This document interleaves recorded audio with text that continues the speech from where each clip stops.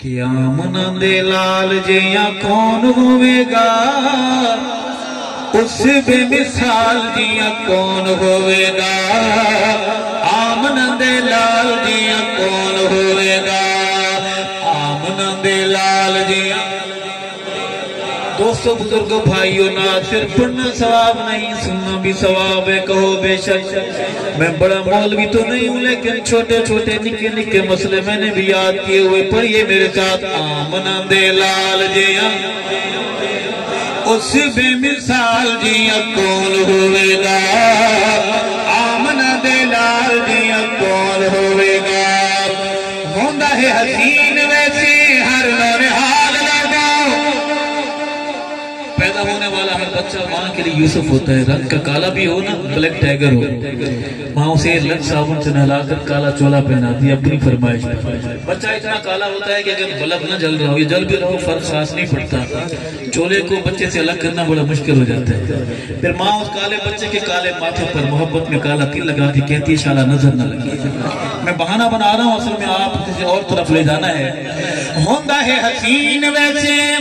ہر نونہال لوگوں ہوندہ ہے حسین ویسے ہر نونہال لوگوں ساری اتو وقت سونا آمنہ دلال لوگوں ساری اتو وقت سونا آمنہ دلال لوگوں آمنہ دے بال جیا کون ہوئے گا اس بے مثال جیا کون ہوئے گا آمنہ دلال جیا کون ہوئے گا پیسے آ رہے ہیں بلند آواز سے بولو سبحان اللہ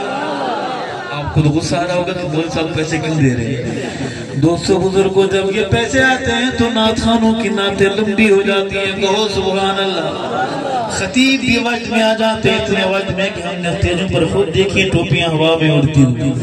آپ نے گھبرانا نہیں ہے سبحان اللہ کہتے رہیں ان کی آنے سے کوئی فرق نہیں پڑے گا نہ آنے سے بات لمبی نہ آنے سے مختصر ہوگی مسکرا کے بولیں سبحان اللہ ہمارے کچھ بھائی ایسے بیٹھے ہیں کہ ابھی کوئی ایسا ٹائم کی ایمرجنسی نہیں ہے 12 نہیں بجے ان کے چہرے کی گھڑیوں پر 12 بجے گھڑیاں ٹھیک کر لیں مسکرا کے بولیں سبحان اللہ تاکہ آپ کے چہرے کی گھڑیوں کا ٹائم ٹھیک ہو جائے ایک بار پھر کہیں سبحان اللہ